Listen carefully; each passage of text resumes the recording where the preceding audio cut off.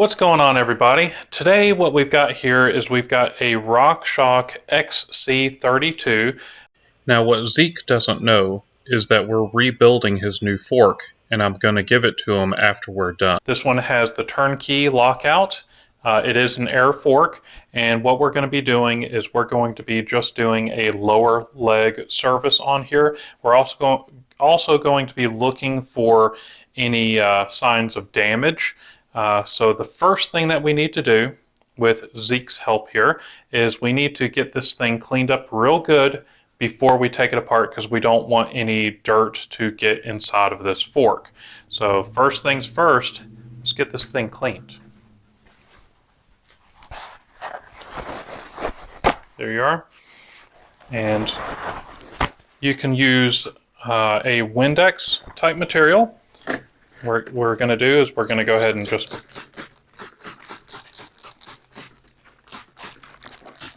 This is my shirt that I never use. And you brought it to work. You should have known better than that. So I like to get these blue towels, and before I start doing anything else, I like to put it around the stanchions here, and I run it through here, trying to get any of the dirt that's around the seal. Get that cleaned up real good. And you don't need to do it hard, just kind of quick to kind of dislodge any garbage, which there was plenty. And wipe the legs. Make sure you get underneath real good. So you're just wanting to try to clean it off as much as possible.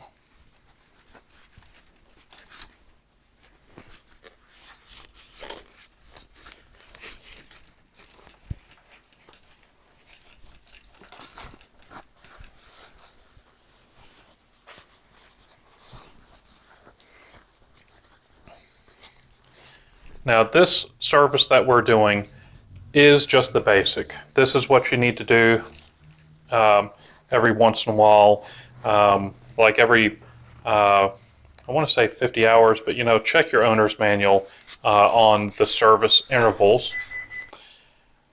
Just as a precaution, we're going to let the air out of this fork. You shouldn't have to let the air out, but what you want to do, in our case, we want to check the air pressure in the fork so we can actually put the air pressure back the way the customer likes it. So we're going to see how much air is in this. Now keep in mind, whenever I put this on, it's going to lose several pounds. So I'm screwing it on, and it is at 125 psi right now. So I'm going to undo it, and then I'm going to put it back on and see how much it loses. We're at 122, so it lost about 3 pounds. So I think we're safe to go at 130 psi.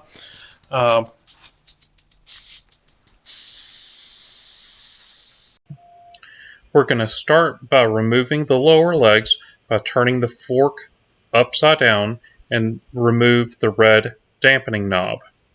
So there's a red knob on the bottom here. Let me get a close-up of that. Now on this red knob, you want to go ahead and remove the red knob, and you just pull it straight off with a slight twist back and forth. And then what we're going to do is we're going to go ahead and loosen both of these nuts, and we need a three-way. So what you want to do is you're going to loosen both of these.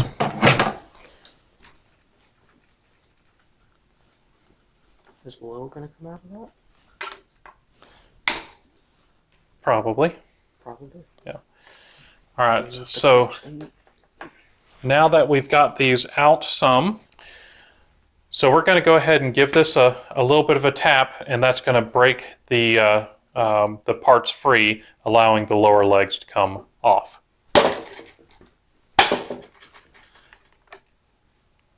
And you'll see it actually go in and hear it. Does not seem very good. What's that? I don't like that. That's what you have to do. And you may get some oil leakage at this point. but it looks like that sometimes from the factory it doesn't have much. For the other side, or? Yeah, we need another one. All right, so we've got our little oil containers here, and we're going to rotate it down. Now that these should be broken free, we're just going to pull it down.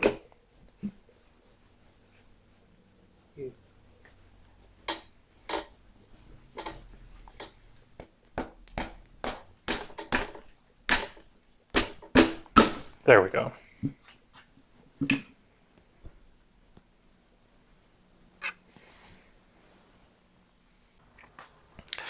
Okay, at this point, the camera ran out of batteries. What we had done is we pulled the fork lower legs off, and then we get one of these gun cleaning rods. It's got a little cutout there, and what you do is you get your blue rag and you actually insert it into the end of the rod, and you wrap the clean rag. We actually use this to put inside of this fork.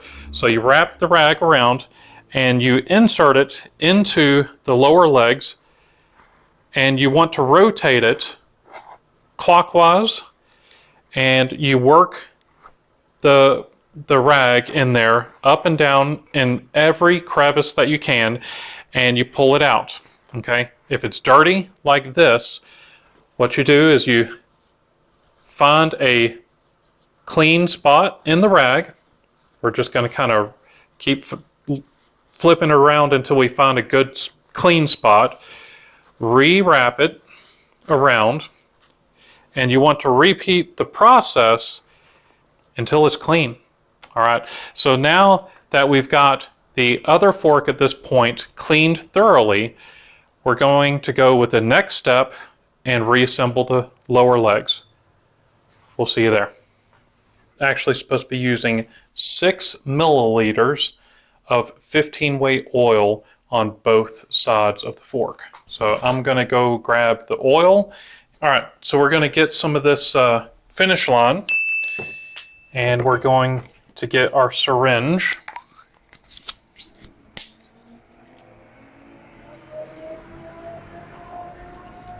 There's a tractor at a stoplight. And we're going to go with 12 cc's, which is the same as milliliters. cc's? All right, so we're going to put 6 cc's in this side.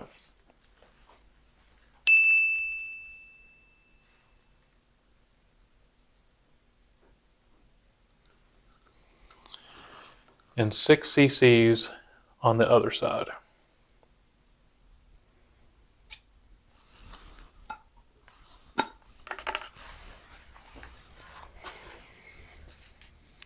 Then we're going to go ahead and install these bolts. I like to make sure that there's a little bit of grease on the threads.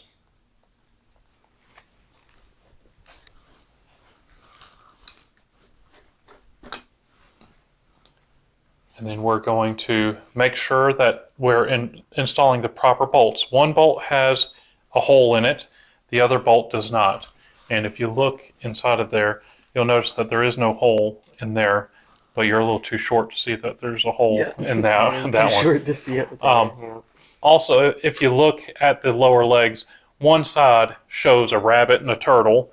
That's showing the dampening side, and the other one has the air pressure side. So we're going to be tightening this down just snug. Is it going to start spinning like the other ones? No. Well, sometimes they do, and in which case you have to stop and start again, stop and start again. These are tightening up properly, and you want to tighten these well, as far as the torque spec, check your owner's manual. With these, you just really kind of make them snug, but it's best to use a torque wrench. But I've been doing this for a long time, and I know how tight to put them. After you're done doing all of this, you want to be sure to install the red knob. Again, give it a little bit of a turn until you feel it kind of find its spot, and then put it in place. We're going to go ahead and inspect the air chamber here. There should be a little bit of grease inside the air chamber. Do I undo the thing? Let the air out, the rest of it out.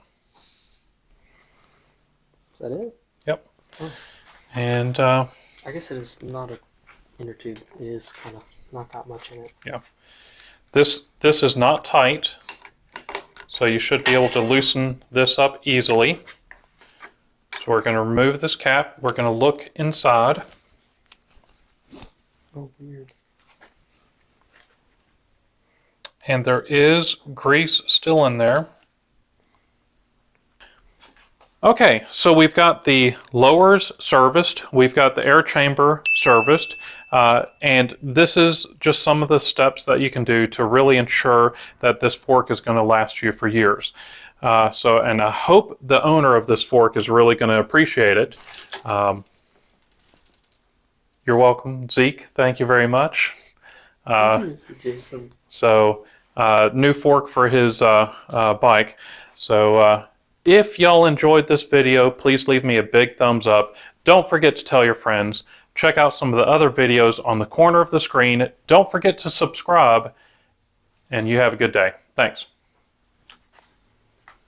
Okay, so you always want to check the torque spec on this fork, and this one's supposed to be torqued to 7.3. So you go for around 7, 7.5, and you hold it for a couple of seconds, and then you're done. Always check the torque spec.